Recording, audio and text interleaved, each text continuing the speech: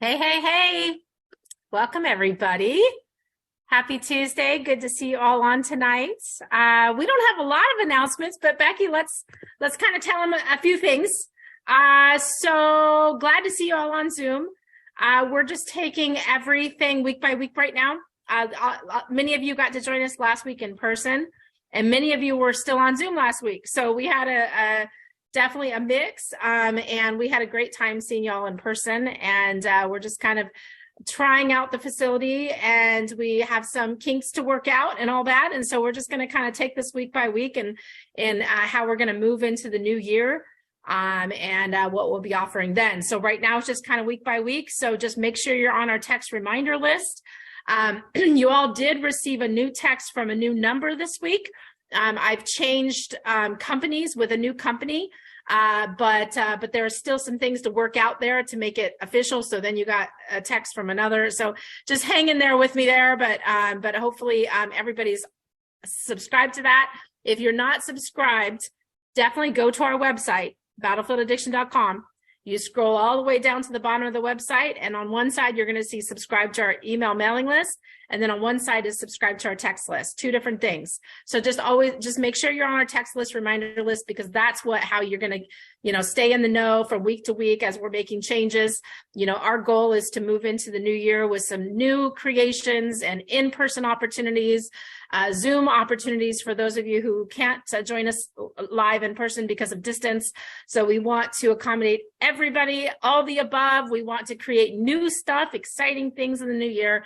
So just bear with us as we work those things out, and we'd like to create a schedule in the new year of something that can be relied on, and that you know what's coming. So we do have our group coaching next week, Wednesday, the 14th, 6 p.m. Make sure you get registered for that. There's no cost to it, but you do need to register because we limit the number of seats. So make sure you register there. And again, you can go to our website, battlefieldaddiction.com, click on services, group coaching, and you'll always see when the next date is. So that's next Wednesday, the 14th, and that is in person in Kent. And then our workshop, make sure you have your calendar marked, Saturday, January 7th. Now, we haven't pinpointed a start time. It's going to be 11 a.m., 12 or 1, somewhere start time in there. We're just trying to finalize like the caterer, the location, and that kind of thing on what makes sense on the start time. But the start time is going to be somewhere in that window. And so just mark your calendars. It's going to be great. We haven't had a workshop since before COVID, so we're pretty excited about that. So so we're just trying to fine tune that. So Becky, what do you got? And it's a mom's group. I know that. Tomorrow, 11 a.m. on Zoom. Angie's got the link. I've got the link. You can message either one of us. Either email Angie at battlefieldaddiction.com or Becky with the Y at battlefieldaddiction.com, or just message us, find us on Facebook. 11 a.m. Zoom. It's a place all to be. Ladies. All ladies. All ladies invited. So if you're new out there and you've never been, you're invited too. Join us. It's just like 1 hour. It's so great. It's so nice to get to know each other every week more and more. So you're in good hands with us. So just join us on Zoom. Yeah. We're called the mob for a reason. Anyway, we like to think mob. Anyway, it's fun. Yeah, it is fun. It is fun. Okay. Well, I think that's it. And yay for Yvette and Todd Wilson from California. They're actually flying up for the workshop. So that's pretty cool. That's exciting. So yay. Happy to see that. All right. Let's move it on over to. Can I ask a question? Oh, yeah. Okay. If anybody out there works for Fred Meyer or QFC, would you please email me at Becky at battlefieldaddiction.com and let me know where you work and what your position is, because I am in the middle of a grant application, and they want to know if there are any Battlefield families that are Battlefield members, I should say, that work for Fred Meyer. Cool. So that'd be great if you could let me know. And did you say Fred Meyer in one other place? Meyer or QFC? Okay, Fred Meyer QFC. Okay, put the feelers out. Fred Meyer QFC. Any connections? Great. And then actually, let me add this before we go over to the crew. Matching. It's coming up on the end of the year. And for anybody who, any donations that you've made to Battlefield, you can actually, if your company has a matching program, you can get those funds matched. So like Boeing, we get a lot. Boeing is a big check that we get every quarter. We have a lot of Boeing families. Even if you're a retired Boeing, there's like I think it's 50% that they'll match if you're retired, I believe. Maybe I'll need to get an update like from Carrie Burrows on that for next week, and we can fill you in. But Boeing and Microsoft and if your corporation has a match, we qualify. You just have to instigate it with your human resources. So any donation, make sure to get those donations submitted by the deadline so we get that matching, because each one has certain deadlines. Like Boeing's deadline is January 31st for the last 6 months of this year. So heads up on that. Get those matchings in. Thank you. You know what? I had a friend messaged me and said she does matching through her work, which is Regents Blue Shield. And I didn't even know that. I didn't even know. So if your company does matching, ask them to add us to the list. Yeah, like a lot of them actually come out if in the paychecks even too. So Regents might come out through a paycheck, through a backdoor, and checks that we don't get directly from Regents, but one of the processors. So yeah, so there's a lot of companies have it. So awesome. All right, thanks, Becky. All right, let's go over to the crew. Let me get everybody off spotlight. Let's see, I'm not having the same option on my screen today. Let me see here. There we go. Let me mute. It's taking a minute here. There we go. Okay, so we've got Mr. Kyle Munkers. If you're new tonight, this is Kyle, and he's a manager over there at Rebuild Recovery. But even more so, he's become pretty famous for his comedy. He brings us Kyle's Corny Comedy Corner. He blew it up last week, y'all. Everybody's still talking about it. So you have some big shoes to fill tonight, Kyle, after that. That's Jeff. Take Jeff's it away, Kyle. Yeah. Thank you. So much for short announcements.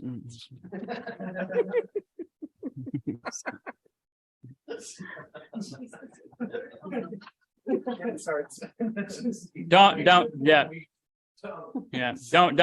forget to go to Mills Group tomorrow too either. Okay. All right, just so you know, this is a true story.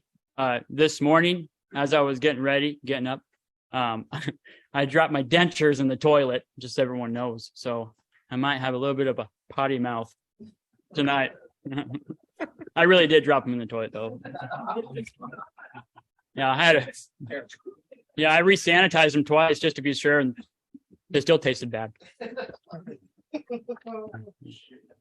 No, but tonight I actually want to recognize somebody else that's involved in the program. This person happens to be one of my best friends, best friend. Well, after Jeff, just my first best friend. But this is a best friend of mine, and this best friend of mine also happens to be in the NFL. What was in the NFL? Yeah, that's right. You heard right. I have a best friend that was in the NFL. It's a pretty big deal. And of course, this person that I'm talking about is the Max Komar. And I don't know if you guys know, but a fun fact about Max Komar is that he is involved in and also very good at a sober softball league. And his sober softball team is so good that they're actually going to a televised sober softball championship game, the UA Cup.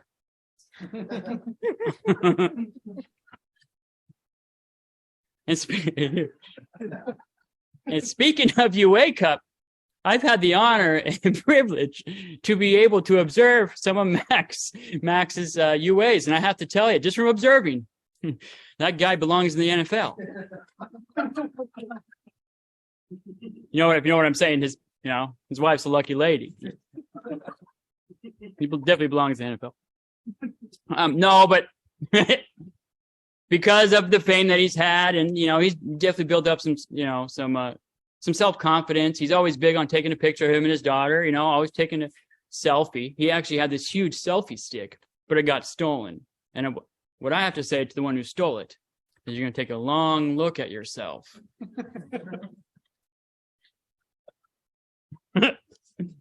No, but he actually does. He looks great in pictures. I don't. I mean, I don't even like to walk around and see myself naked at home. I mean, Max Comar naked, turn on. Okay. I'm naked at home. My lights get turned off. You turn on. I get it's so bad that even my lights get turned off. Oh.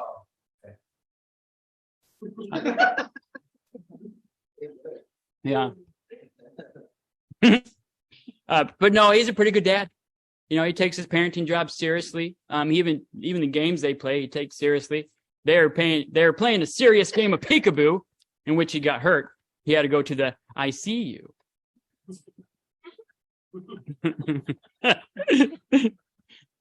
Speaking of the ICU, growing up, my family didn't believe in hospitals. So actually, when it came to my circumcision, we had to get it done somewhere cheap.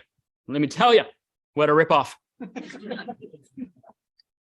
That's it. That's all I got.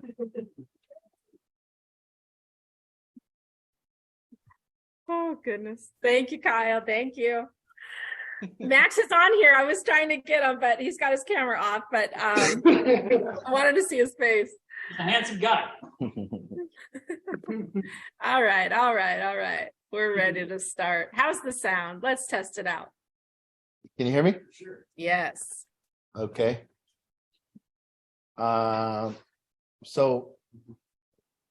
this week, here and talking to you guys right now, what it seems to be that we've described recovery into 3 parts.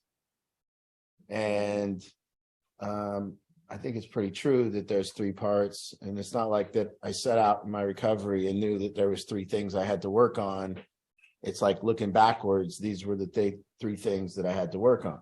And now I'm describing to you what it is that recovery, the evolution of recovery will involve. And the first aspect is the pain the daily management of our lives, taking away this thing that we did every day, all day, and we're obsessed with using drugs, getting drugs, and then having no management system, really no direction after that, because we've been doing it for so long.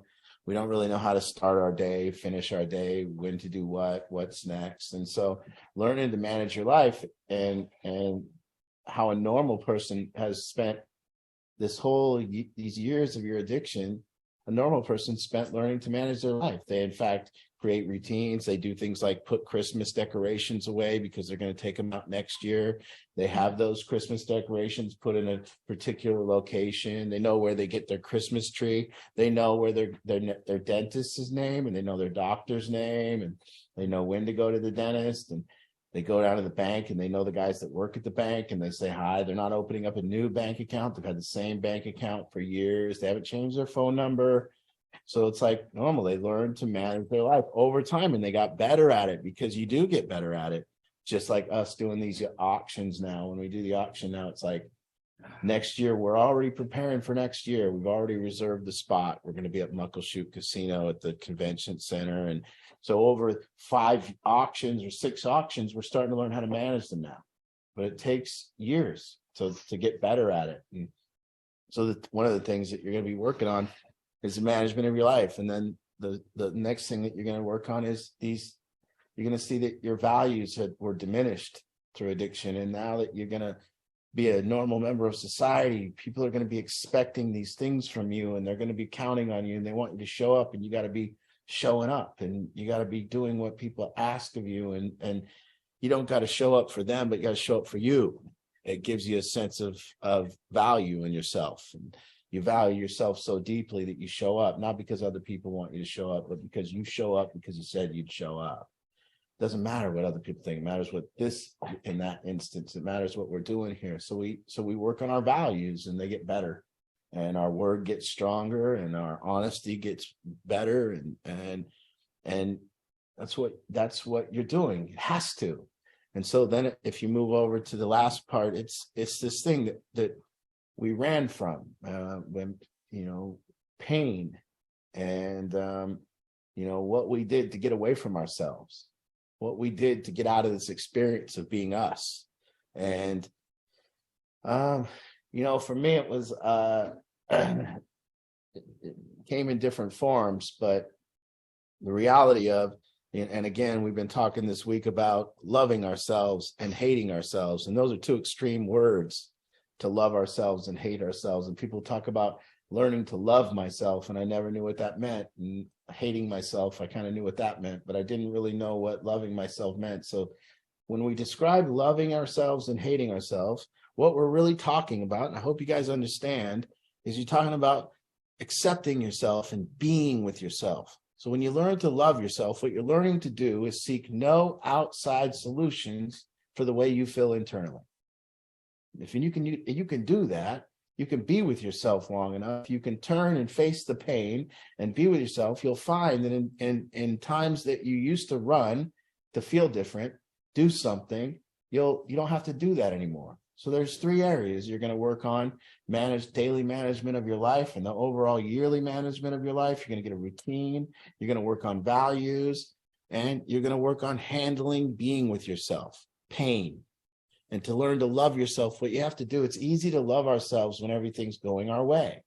It's easy to love ourselves through excitement. It's easy to love ourselves when we're stimulated. It's easy to love ourselves in the good times.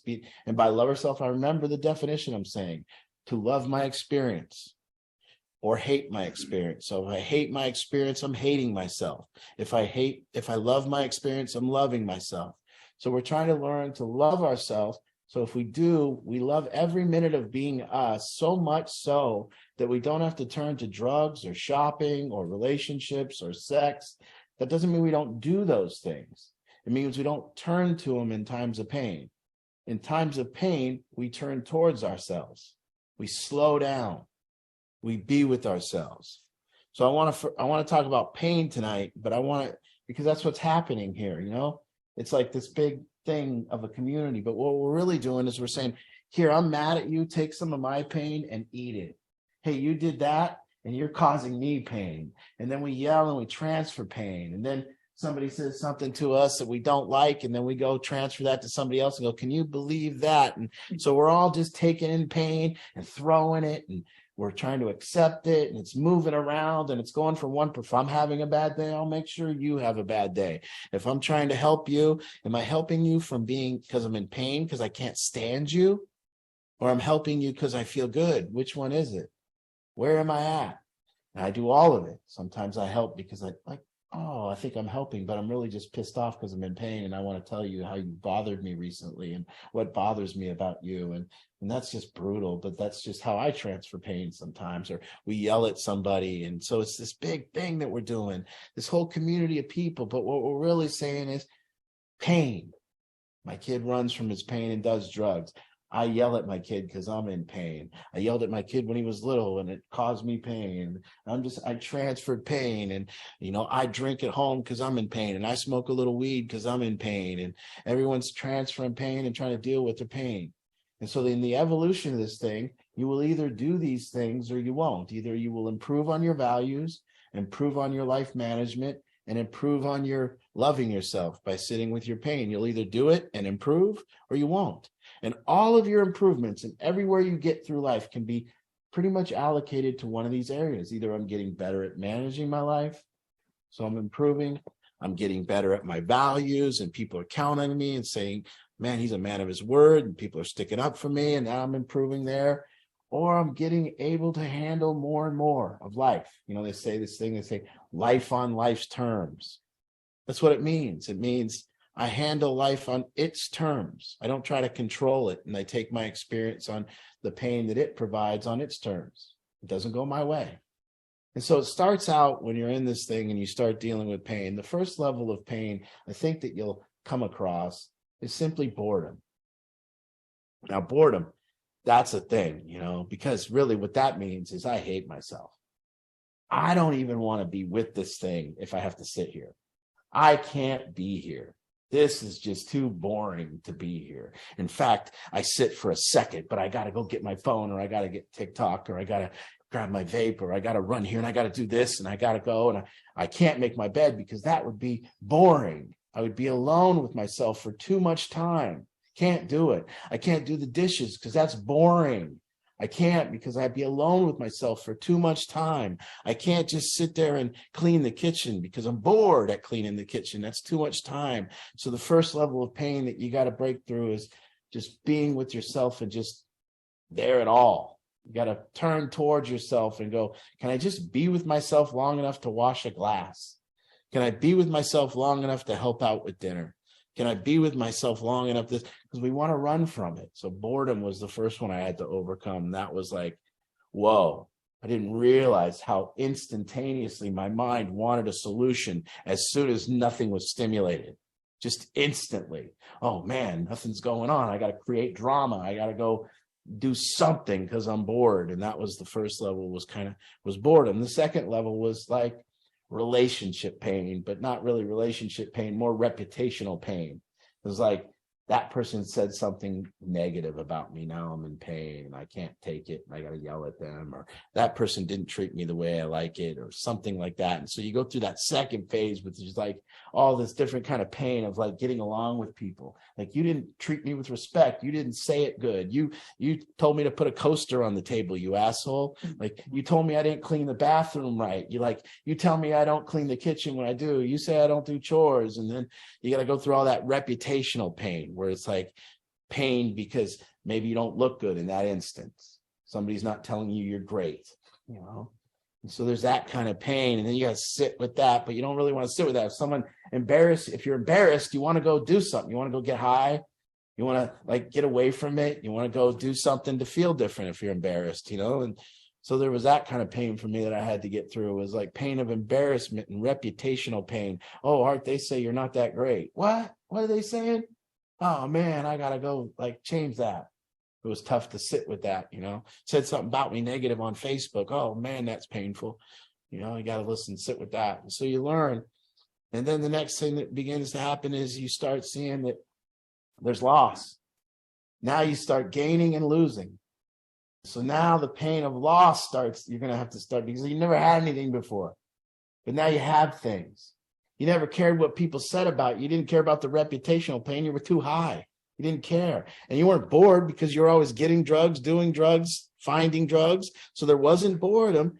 And then there wasn't reputational pain, and you didn't have shit. But now you're going to have shit. You're going to have shit like a new car, and somebody's going to hit it. And that's going to cause pain. You're going to have people take your stuff.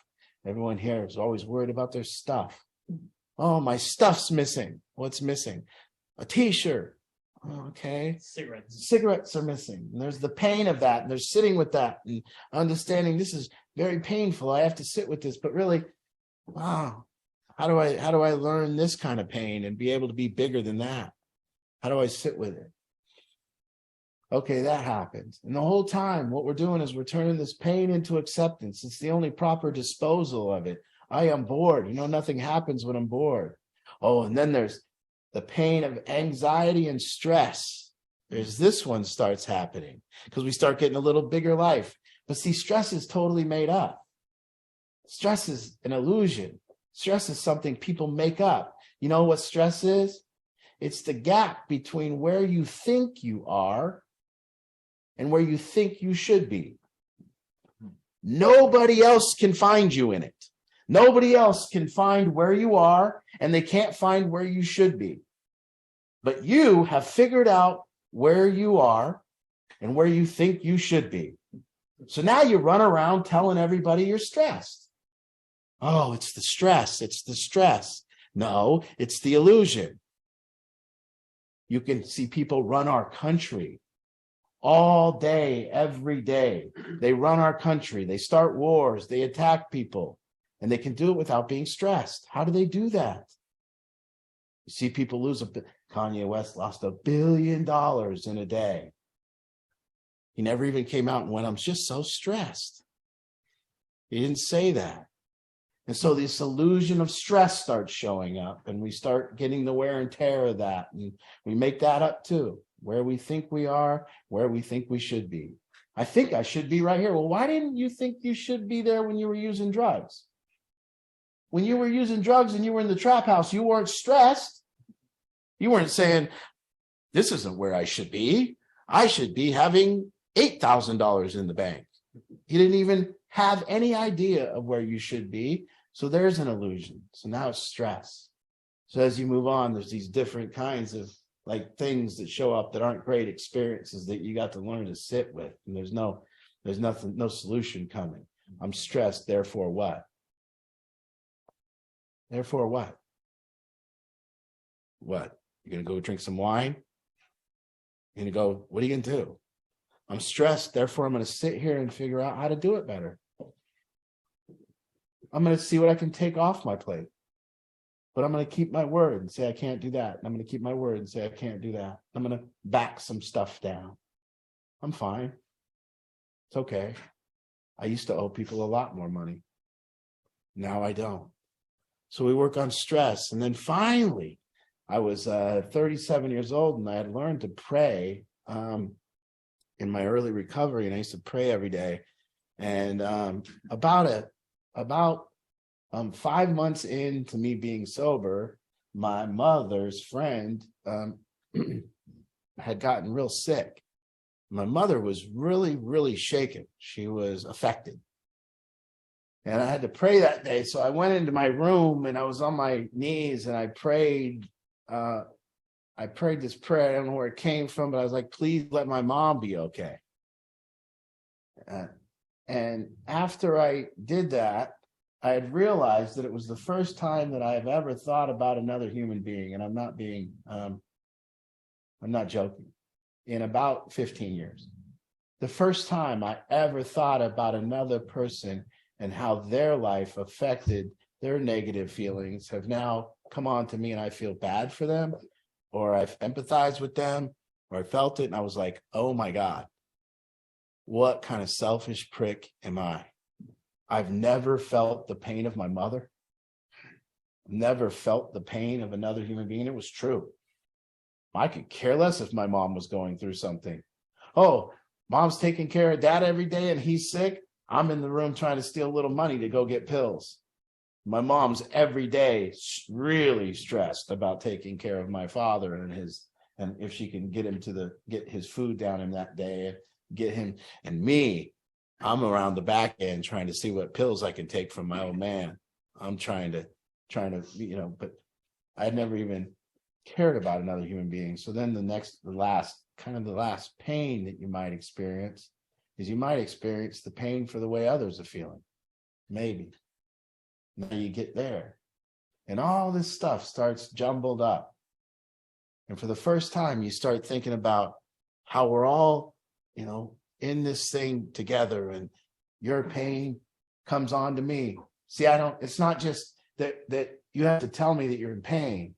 It's that the way you look, the way you sit in a room, the way that you are, your mood, your thing, we can tell by looking at people's faces.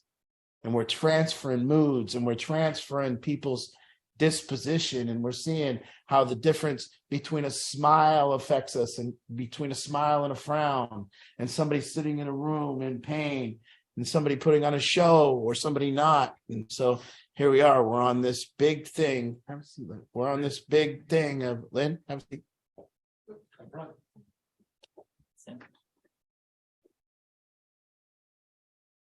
But how do we learn to love ourselves so that no matter what it is, we do not use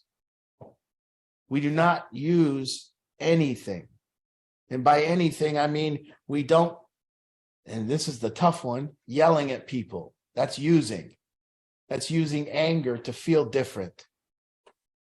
Yet being annoyed by people, that's using. Say I'm stressed, that's using. Everything's using. I'm going to go work out at the gym because I feel like shit. That's using. Do not go to the gym because you hate yourself. Go to the gym because you love yourself. Business before pleasure. So this thing is business. What this is the business of getting this thing straight before I go dump my pain on someone. You can tell who's in pain. Just walk to the grocery store. You can tell who's in pain and who's going to dump it on that store. You can tell who's going to make the place worse. You can go to your job and you can tell who's in pain and who's going to dump it on the job site. Had a fight with his kid, so he's going to come now and yell at us and transfer the pain. You can tell when pain is being transferred. So how do you do the business first? So life becomes pleasure. So when you go to the gym, you're happy. When you go out to eat, you're happy. When you sit in a group of people, you're happy and you're uplifting and you're providing the energy that is good. And you don't take from the room with your pain and say, I'm in pain, so all of you suffer now, motherfuckers. Going around. I'm in pain. But maybe you are in pain, but isn't it nicer if you go, today was painful. It was tough. Man, I'm learning to sit with it. It's good. It's okay. Because that's what you're doing. Stop running from yourself. And the times that you run for yourself aren't the times where you got the job. They aren't the times where everyone gave you accolades. They aren't the times when you're excited and stimulated. That's easy to be with yourself. They're the times when there's nothing. Sit. Don't look at your phone. Today was a painful day for me, I would say. I took some in, felt it. It just stops you in your tracks. I got a coffee. Here it is. I'm growing today. Pain. I'm going to accept this. Nothing can take it away. So you're learning, man, pain is my teacher. And eventually you get to the point where you're taking on other people's pain. There you are, helping. You're helping. Please stop with the vaping. No vaping here. So we're taking on, now you get to the point where you're big enough where other people can get in pain and you can then try to uplift. It's not easy. It doesn't happen all the time. I don't love myself every minute of every day. And by loving myself, I mean, I don't love my experience every day. I don't always sit with it. It's just sometimes. Sometimes I sit with it. Sometimes I yell. Sometimes I keep my pain and grow. Sometimes I transfer it and make somebody else feel like shit. I do both. But now pain becomes this opportunity to grow. It becomes this learning point. It becomes this doorway to an inquiry. Because see, when I'm in pain, I can learn about myself. There is no other time to learn about yourself. You think you can learn about yourself when everyone's telling you how great you are? You think you can learn about yourself when everything's going your way? No. You learn about yourself in the times that you don't want to be with yourself. That's when you learn. When you don't want to be in here, learn. Open the door. Sit in here. Learn what you're about. Learn why you want to run. Learn why you don't want to be here. Grow. Expand. We were the opposite. Pain came, we ran. That's you're not even loyal to yourself. Where do you go when yourself is in pain? You run from yourself when you're in pain? Where's the loyalty? Why not stick in there and ride it out with yourself? Why not stick in there and say, I can't leave right now. I'm in pain. I got to be in here with this guy. Instead, we ran. Where did we go? We go get high. No pain. Yeah, but you're still in. It's still in there. You just left. So this is what we're all truly, truly doing. When we talk, we're either transferring pain or maybe small talk, or what are we doing? And what is the source of my pain? Is it me? Is it you? How much do I give you? How much do you give me back? How much are we transferring? Where does it come from? Is it my mood? Was it yesterday? Was it a feeling? It all needs to be learned. Why am I in pain right now? Why am I telling people I'm stressed? What is it? What am I after here? Am I getting bigger, smaller? Am I using? Why do I want to go shopping? Do I want to go shopping because that takes the pain away? Or I'm just in a great mood and I want to go shopping? Why do I want to go to the gym? Because I want to work something out? I'm mad at my spouse or my partner and I'm going to go to the gym and take it out on the weights? No, why not stay in here? Why not fight? Why not be? Accept. Expand. So we're learning this pain technique. We're becoming experts in pain. Either you're doing that or you're heading to get loaded. And in the evolution of this thing, what I want you to do is just look. In every difficulty of your life, you'll find it in one of these areas. Either you're not accepting the pain, either you're not managing your life, or your values have slipped. It's always right there. There is no blame. Look, every answer to every one of your difficulties can be found in one of these three areas. I promise you. I yelled at somebody because I was in pain. I'm mad at my boss and blaming. I'm doing this because I'm not taking how I feel. Something will be in my how I'm handling my pain. Oh, I'm mad because everyone's nagging me about not showing up. Well, but I'm not really considering that I should just show up. Okay. My life is unmanageable still. Yeah, I'm not managing it. My room's a mess. And somebody goes, hey, your room's a mess. And you go, stop nagging me. It's like the world's always telling us where we're failing in these areas. We just got to look. It's okay. That's how we grow. We grow through these areas. And pain we put on other people for telling us to grow. Don't tell me to grow. You grow. You suck. We don't trust it anymore. We don't trust anyone to help us. Please help me, but seriously, never say anything negative about me. And if you do, I'm going to be very angry with you. I'd love your help, but please don't tell me that I do anything wrong, because I will defend everything that I do. I have a reason for it, a justification, and I will defend it. Okay, this is going to be very tough. We're going to struggle here. And just so you all know, you find yourself in a position, and I don't know what helping, this is ridiculous, helping people. I think maybe I'm trying to tell you about a pathway, and either you get on it or not, and it either like I said, it's like a shoe store. I'm telling you, wear these shoes. You either put them on or you don't. I don't know if I'm helping. We never know. I don't know when I'm transferring pain or I'm taking it. It's all bumbled up in here. But I do know this. Sometimes on the other end of people that are having a hard time in life, and you mention that there's some things they can do differently, you feel like a real nag. You feel like a real asshole. And the person really, really makes you feel like a nag and an asshole. And let's avoid that. Let's get to the point where we can maybe take the pain of the criticism. Hope we can sit with it and then do what's necessary. Don't feel like a bad person. It's not you that we don't like. It's what you're doing. There's a big difference. Oh, your room's a mess. We're not saying you suck as a human and we don't like you. We're saying your room is a mess. Clean it. No, don't tell me. So from our perspective, and for me, just so you guys all know, when I get in pain, I want to nag. I do. I'm in pain and I'm like, that motherfucker didn't clean his room. That's my pain.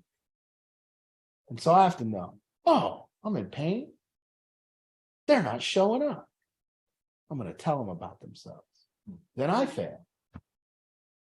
Because see, I'm wanting to change you from a place of not loving myself. What I have to do is I have to come and be with myself, get to a place where I can do it like a teacher instead of a nag. That's tough. It's very tough. Because see, sometimes when I'm not in pain, I don't care if you change. You see? Sometimes it's like, no, I love them. They're great. Everything's great. I don't care if their room's a mess. And then a little pain happens to me and I start thinking, man, they're causing this pain. I wouldn't be in pain if they cleaned their goddamn rooms. I wouldn't be in pain if they did the program right. So now I have to sit with my pain and learn from it. That's what I'm trying to do. I'm not telling you that I'm somewhere I'm saying, I look at my recovery and I go, what am I recovering from? I'm 11 years and I'm still recovering from a mismanaged life. My friends who manage their life are all just now starting to pay off their homes. I'm just starting to pay my homes. That's a mismanaged life that I'm recovering from. My friends don't have 5 root canals on their teeth and have had their teeth all taken care of for years. My friends don't have liver damage from opiate disease. On and on and on, that I'm dealing and recovering from the mismanagement of my life. And then values. I still have friends and people that still don't really know whether they should trust me or not. That's from 20 years of having no values. 20 years of slamming people in the back, people that still won't talk to me, people I did wrong. And I have to recover from that. And I still, 11 years in, have to learn how to deal with my own pain. I still have to stop running from myself. I still have to learn to sit. I still have to try to not dump it on you guys. Because when I'm in pain, you don't look too nice to me. You start feeling like my enemy. You start feeling like the cause. When we get in pain, this thing in our head starts doing sonar on the world and trying to figure out what the cause is. It's that guy. He's annoying. If he was out of my life, I would never have pain. It's my boss. He's got to get out of my life. It's my mother. They keep nagging at me. It's these roommates that are loud. We always got something. But when we're feeling good about ourselves, oh, it's okay, man. You left dishes in the sink? I'll get it. I'll get it. You didn't take the garbage up the street? Let me run it up there. I'll get it. You guys are being loud? No, I'm fine. I'll sleep later. Get in a little pain? Shut up. Who isn't doing their chore? We start dumping it. Pain dump. So you want to provide, you want to recover? Understand this. Love yourself, which means not in the good times. It means accept yourself in the boring times, the painful times, the embarrassing times, the lost times. Deeply affected. I was driving into the poker room the other day and I cut the corner a little early and gave myself a little curb the rim a bit. Oh. My first curb on the rim. Ooh, got to sit with that. What do? The brain starts, oh man, oh geez, it's all over for that car. Yeah, by your time. I mean, what are people going to think? What are they going to think? I mean, seriously, you start dealing with well, what are they going to think? You're going to pull up. They're going to see that. They're all going to know. You had a good car. Now you have a shit. And I'm sitting there like that. And it's insane. And I'm really in my head like that. Like, huh. And then you got to self-talk. Well, it's okay. You'll get it fixed. And, you'll do some, and you self-talk yourself. And then you finally, takes about an hour. And then finally you get over it. Oh, what was that? See? Some people might curve the rim. They go, God, I need a drink. Curve my rim. Get me a double. Oh, geez. Yeah. We'll go out and smoke a bowl. Ah. Yeah. One time, this poor guy at Honda, I spent like 6 hours with the guy at Honda. And I was going to get 2 cars, one for me and one for someone else. And I took one of them on a test drive and I just curbed the shit out of it. And then I brought it back and I was like, hey man, I curbed that rim pretty bad. And then we're working the deal. And I was like, yeah, but the rims are curved. I was like, I'm not paying that price. You're going to have to fix it. And finally we went around with this guy for like 6 hours and I just walked out. It's like, they won't fix the rims. That guy probably still is, I'm legendary to him, right? This guy came in, curbed the rims. Yeah, wouldn't buy the car because the rims were curved. Exactly.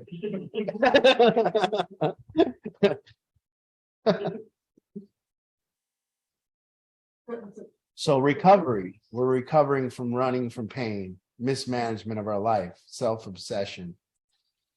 And then we're recovering from a lack of values. Hey, sir, I'll pay you back. I didn't. Hey, my credit is a 500. That's because I pay nobody back. That's because I say I'll do something and I don't. And the world knows it. And so now I have to recover from that. What I have to start doing is I have to say what I'm going to do and do it. And part of our values is under committing. Part of learning how to keep your word is under committing, under promising and over delivering. I can't do that. This is what I'm going to do instead. But it has to be honest. It can't be, I can't come to group because I got 4 hours of Netflix. It's, listen, I got a lot on my plate, Art. Could I come on this day at this time? And I'll be here every time. Absolutely. Absolutely. Make sure you go home on the other nights. Sit with yourself. Learn. Take care of business, management of your life. Tell me you're growing in one of these 3 areas. That's the way out. There is no other area.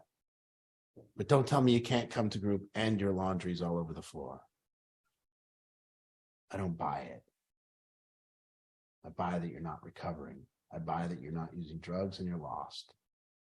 And you're going to use soon. You have to have a pathway. You can't be lost. This is what we're doing. We're learning from each other. We're being here. We're transferring pain. We're yelling a bit. We're bringing it out, taking it in. We're sitting with things like boredom and embarrassment, reputation. Oh, it's not the pain of breaking up. There's some of that. It's the pain of who's going to think I was right? Who's going to think they were right? Which one of us is right? People break up and then they got to do exactly what we do. We spend time proving our rightness. You need to know, and the world needs to know, what a piece of shit this person is. You need to know why I'm leaving them. And I spend the time telling people, this is what they did. This is what they do. This is how they are. Oh, but don't worry, I like them still. And we build our case. The reason I know is because I've done it. We build our case. We want to be right. So that's painful. It's painful when people think we're the bad person. Painful when people think we're at fault. And a divorce lawyer knows this. He sits in there like a marriage counselor. Oh, let me tell you what a piece of, whoa. I like when my attorney goes, whoa, you have the worst I've ever seen. It's like, yeah. Yeah. Yeah. I'm like, yep. See? See? I'm not at fault. Yeah, that's all that matters. Pain.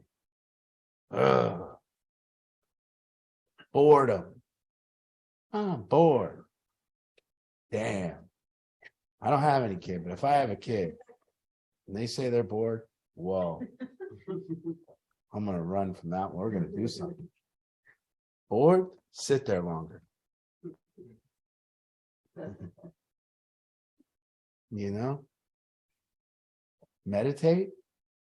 Oh, I can't meditate. I'd have to be with myself for like 10 minutes. No way. No way. Stress? Have somebody else find you in your stress. Have somebody else locate you. Let them tell you that you're way behind. You need to catch up. You should be here. You're not. Drugs are so good. They take away that illusion, don't they? I don't care where I'm at. I'll be in the dumpster just hanging out. No stress. You think anyone down in you think those guys down in Seattle, they're stressed out down there? No. Boy, they're like, I should have a better career. Have you seen my tent? Looks nothing like this guy's tent. I need a better tent. What are you doing? I'm so stressed, man. My tent's falling apart. No. Drugs really remove that illusion. Nobody knows where you're at. Nobody knows where you should be. And nobody cares. Nobody cares. So if today you're stressed out because you're not where you think you should be, nobody gives a fuck. And nobody knows where you should be. They don't care. Find them. So I went through this evolution. I know the stages. I didn't know it going in, but I do know the stages of learning to deal with pain and what types come. Reputational pain, relationship pain, loss. You lose your parents. You're going to lose your parents. That happens. Happens to everyone. Unless you go first. But you lose your parents. Yeah. For me, it was both, it was bittersweet. And I think many people might understand this. Losing your parents isn't just a bad thing. There's good to it. Some people say you can never be a full adult until you've lost your parents. Until you know what it's like. For me, I lost my parents and it was like, okay, now I'm alone. Now I got to do this thing. I got no backup. It was relieving. To be very honest, it was a relief. Sounds brutal. Well, I'm truthful. I'm telling you, it was a relief. It was like, I'm not a little boy anymore. I'm a man. But with my dad on the planet, I was always going to be his little boy. And it was kind of a relief. The guilt went away.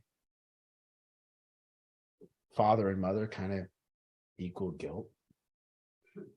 In a sense, if you start looking close, they're always there to provide a little guilt. You know? For some of us, maybe some of you, they don't.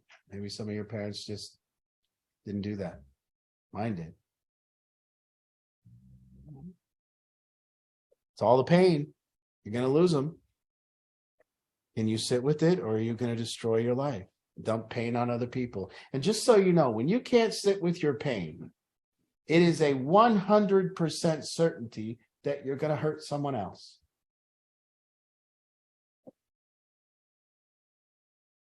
So although you think you got a great reason to do what you're doing because you don't want to feel it, you're hurting someone else. And take a good look at the fact that you don't want your pain because you're dumping it on somebody. Somebody's sitting home worrying about you. Somebody actually cares. And maybe you've been on drugs so long, you don't know what it's like to care for another human being. But when you've been sober long enough, sitting here, and people come into your life when they're sober, and they make your life better, and the world's better when you're with them, and then they leave and go get high, you suffer. And that's what you do to people when you do that. So when you don't want to sit with your pain, and you want to yell at someone, dump it on them, sit there in a bad mood, you're affecting other people. Grow up. Somebody told you shouldn't feel it. Who? Pain is the only normal thing there is. It works. It's good. Somebody told us it's bad and told us to start running from them. Somebody told us we shouldn't be bored. Who told you that? Got to do something. Can't be bored. What? Who made that up? Question is, when your parents die, when you lose, how do you help the people around you? How do you get strong and give them a hug and let them dump their pain and cry on your shoulder? Or do you always got to be the kid that has to run away and cause more pain for other people? Which one? Do you stand up and speak at the eulogy and say, hey? Or do you dump more pain? It's all pain. The growth and the evolution of you will rest upon the fact if you're either getting bigger or smaller. You're either retracting and running from it and running from yourself, or you're expanding and growing. And when you're expanding and growing, be proud of it and stand up and say, this is good, because it is. Don't run.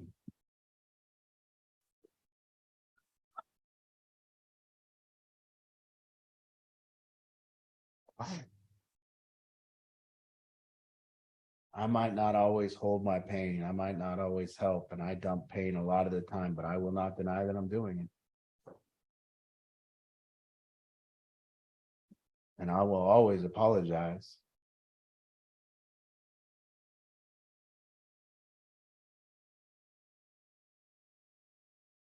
That's what it is. Families are on here and they're handling. You're causing me pain. No, you're causing me pain. Well, you're getting high. Yeah, but you did this when I was 12. You're the problem. No, you're the problem. No, the problem is we're all not handling it. Okay. I don't got much left. Well, let's I've been open with it my up. pain I've been Let's with my open it pain up today. and- Been alone. What'd you say? So we spent the day with our pain alone. I spent the day and did a little meditation, a little rest.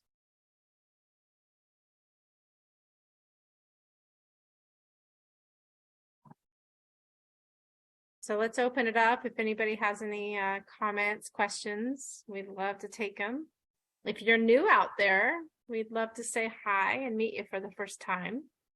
The way that you let me know that you have something to say is you can just use the raise your hand feature on your device. If you can't figure that out on your device, you can just unmute yourself. You can say hello in the chat.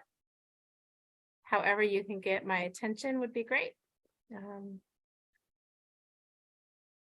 Julie Bartonetti, I'm glad to see you on. Oh, good. Hi.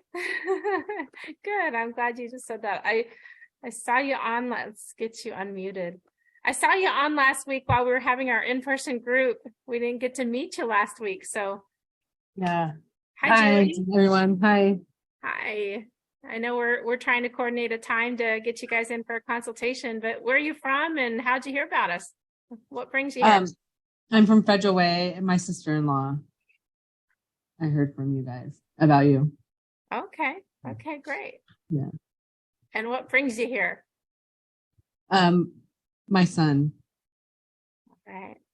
All right. Well, we're looking forward to meeting you in person. Thank you. Thank you. I see you're signed up for the group coaching too.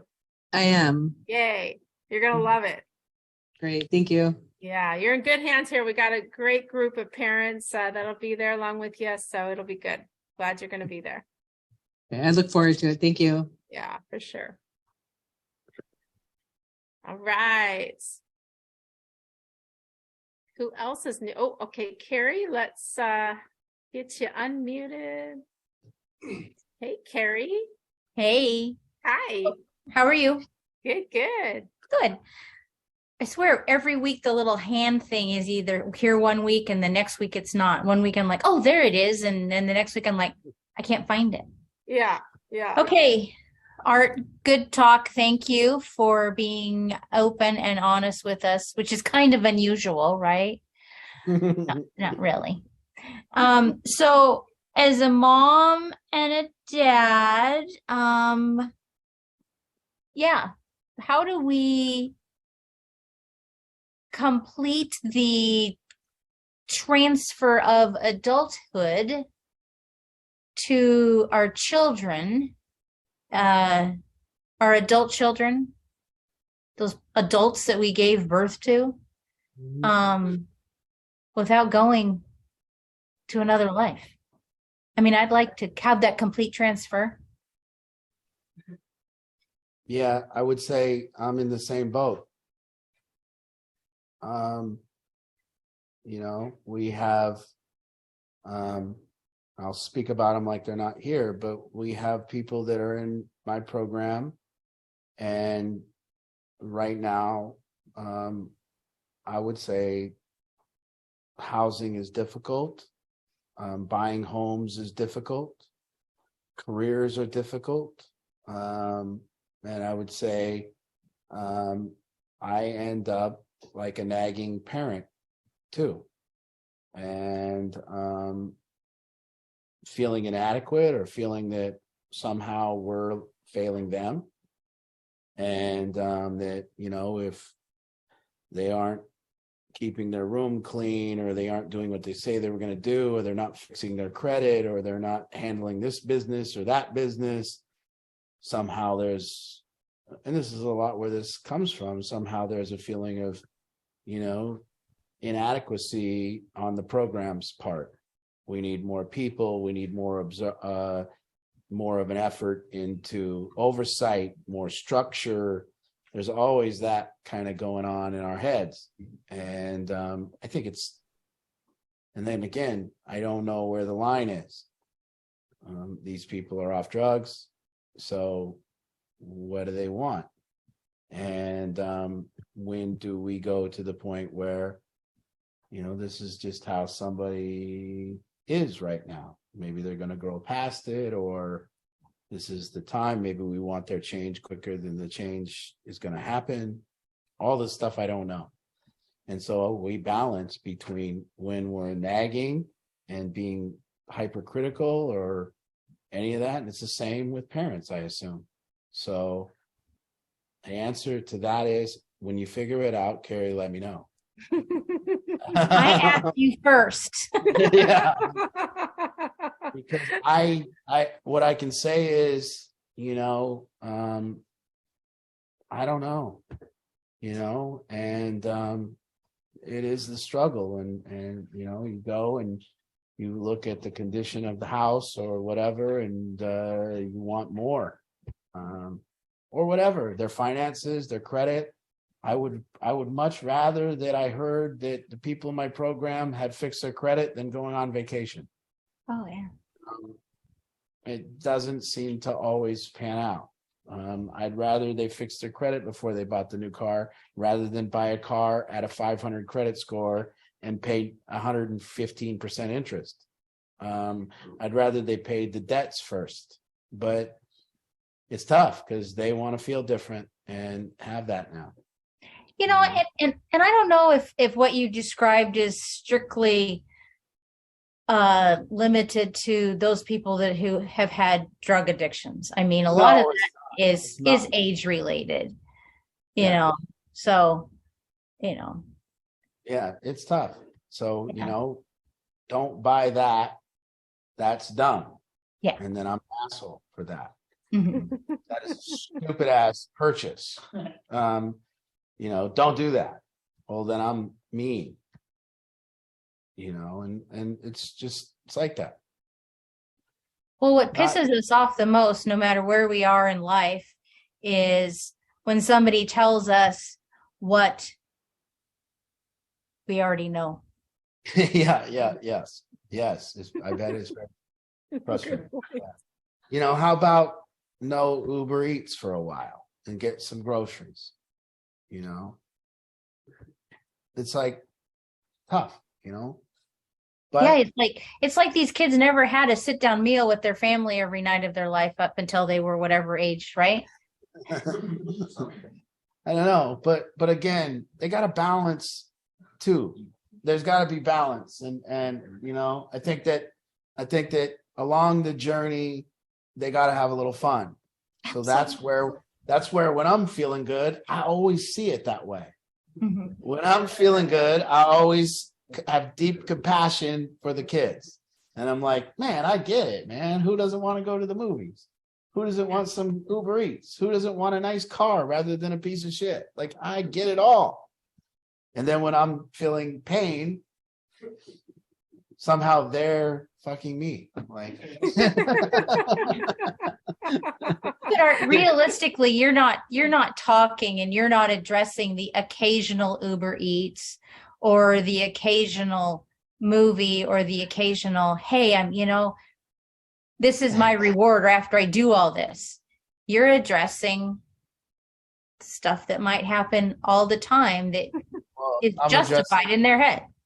In I'm anybody's addressing- Yeah. I'm struggling to pay rent, and yet I've ordered Uber Eats 14 times this month. Yeah. That. Yeah. I do not make sacrifices for the betterment of my life. That. And if you're not going to make sacrifices for the betterment of your life, you better be goddamn good at making money. Well, and let's be realistic and not call not getting Uber Eats tonight a sacrifice. That's right. That's Yeah, right. but that's coming from a person who doesn't want Uber Eats tonight. Well, that's I mean, coming from a person that doesn't have Uber Eats within 200 miles. Yeah, but if you really wanted Uber Eats tonight, then not getting Uber Eats is a huge sacrifice. Yeah.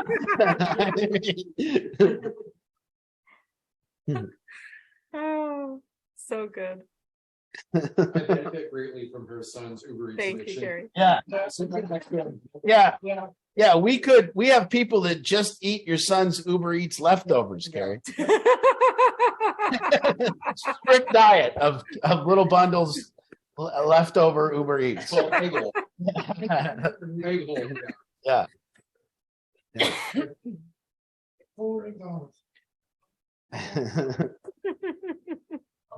All right, who's next? Hey, Julie, the mob is welcoming you. Just want to make sure you see that in the chat.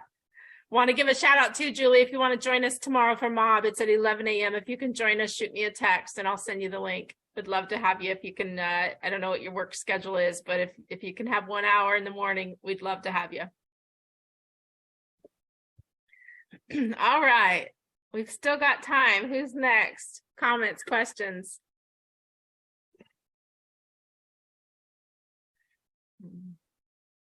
I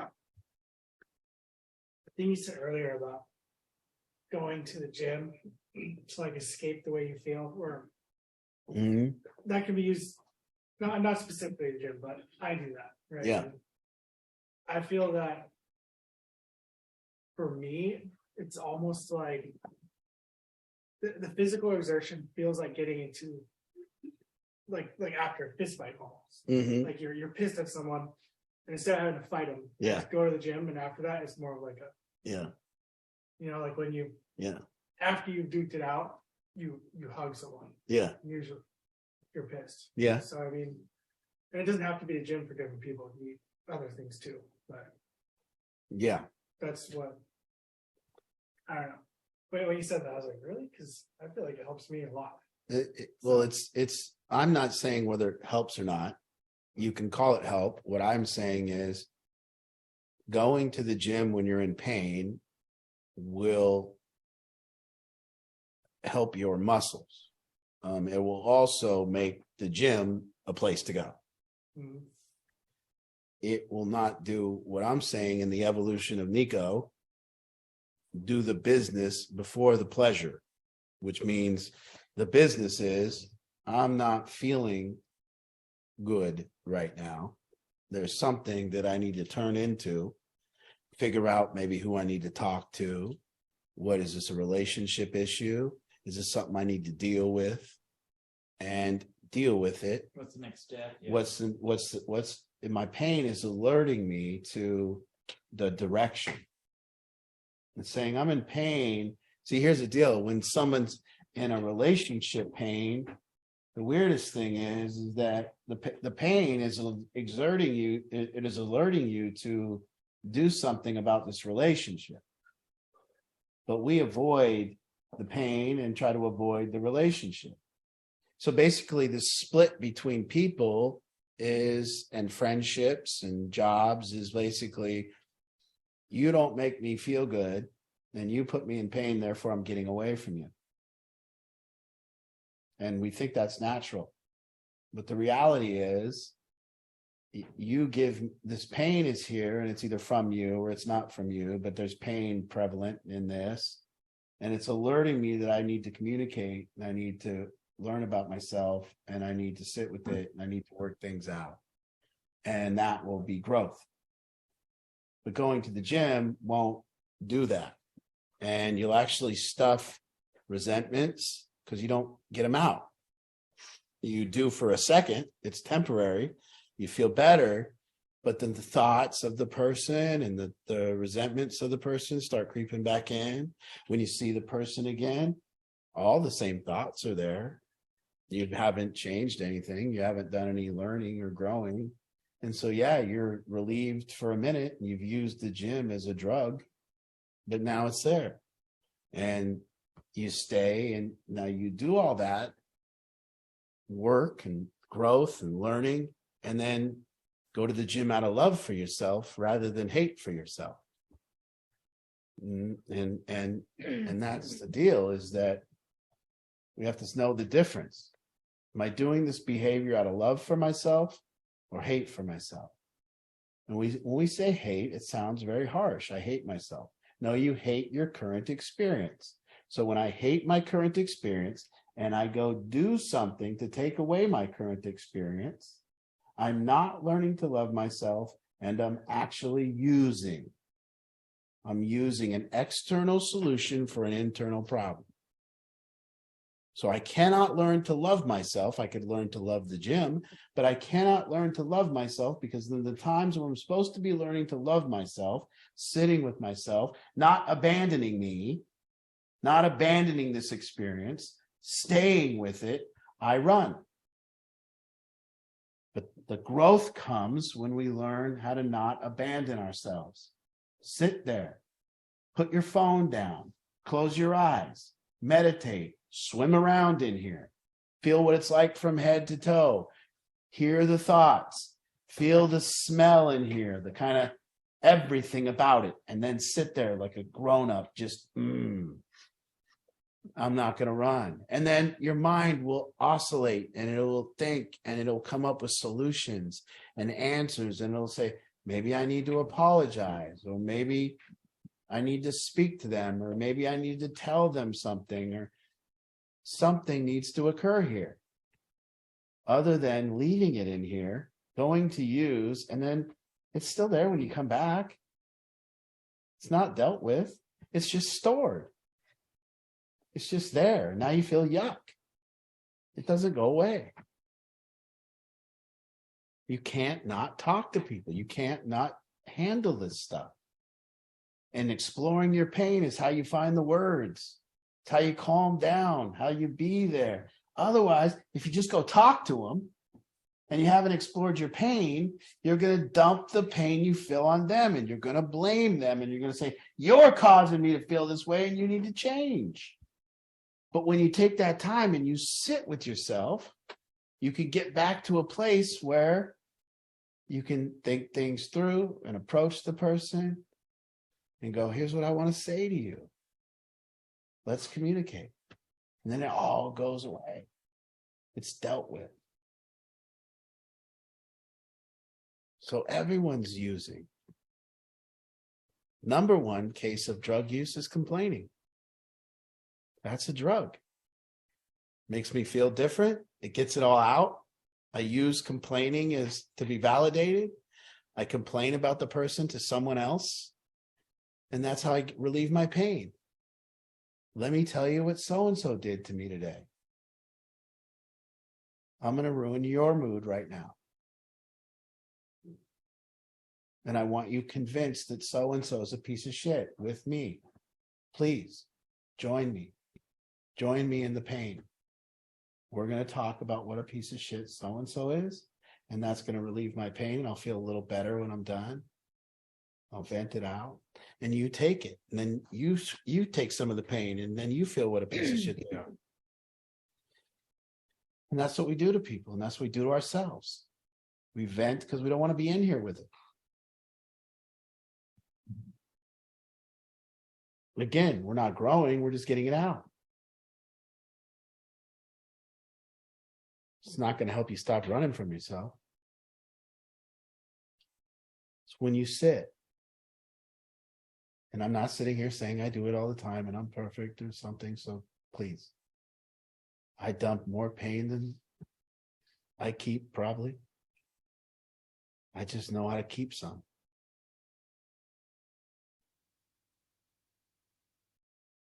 I know how to, you're having a bad day, dump it. Dump it right here. I'm not gonna go take it and dump it to someone else. I'll take it. Tell me I'm a piece of shit, whatever you need to do. It's all right. I'll go home and sit with myself. It'll help me grow. I'm not perfect. Shit. You need to tell me I'm perfect. And the world will tell you. It'll dump it on you too. There's the world pain too. There's that. Oh, I don't like that. Turn on the TV. Watch the news. Feel that pain. Turn it off. He's an idiot.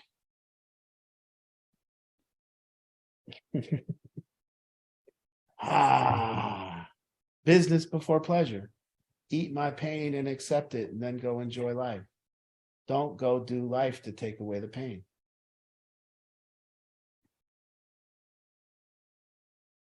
The business. I will sit until it settles. Find clarity. Go through the door of the pain. Get myself a direction of where I need to go next. Hey, I'd like to speak to you. Can we talk? No pain involved. Nice.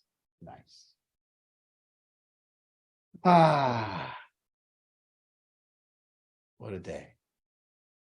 What a week. So a reminder, if you're lost in life and you're struggling, stop with the blame. There's 3 areas to look at. It's the only thing you have to do. Look at the 3 areas. Nobody's coming. Nobody cares. Can I find my difficulties in the management of my life? And I got to be brutally honest how I'm managing my life. I don't need to make it look different than it is. I don't need to tell people my room's clean when it's not. I don't need to argue. My room's not clean. I should clean it. I should learn to keep it clean. Easy. Look at the management of my life. Have I made those phone calls to the people I owe money to? Have I sat down and do that, or do I run from that pain? Have I dealt with it? Look at the management. And then look at your values. Let's be honest. Have I lied this week? Have I outright lied? Have I not kept my word? You're not going to keep your word all the time. You can apologize when you don't. You can get better. I get it. Can people count on me? And don't, by the way, when you ask if people can count on me, your opinion doesn't matter. And if you ask if you keep your word, your opinion, if you keep your word, doesn't matter. Somebody else's matters. Yours has no validity. Nobody listens to your opinion on whether you keep your word or whether you're truthful or not or anything. Nobody. Any guy that's ever came up to you and said they're honest, your first thing you thought was, no. You can count on me. I don't know. Wish you wouldn't have said that.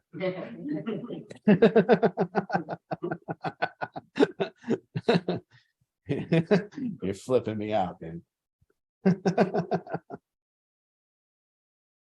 And then we got the pain, the management, the values, the pain. Put your phone down. Be with yourself for a little while. Just a while. Not a day, not go extreme. But put it down. Be. Do the dishes. Be with yourself. See. This coming from someone who could not be with myself for a second. Hated being in here. Hated it. Don't even want to take the time to make my bed. I want to get to the TV. I want to get to some stimulant. I need to get somewhere. Forget that room. Forget that car. Forget everything. I can't do that. Can't sit on the phone and call people. Oh my God. Handle business. Oh, that's boring. And then you grow up. Expand. Oh, well. Thank you everyone for coming. So I think good. we're all we're all a pain community. We're all learning to take a little. The mob will get on tomorrow and pass some pain around. Let each other complain and dump some pain about how life should be and how it isn't. There's our And how- there's our topic right there, mob. Yeah. That's what we'll be talking about tomorrow. Okay. All right. Well, thank you guys for coming. We'll see you next week, I imagine. So thank you. Good night, everybody. It was so good. So great. Good night. Good night. We'll see you, mob, in the morning.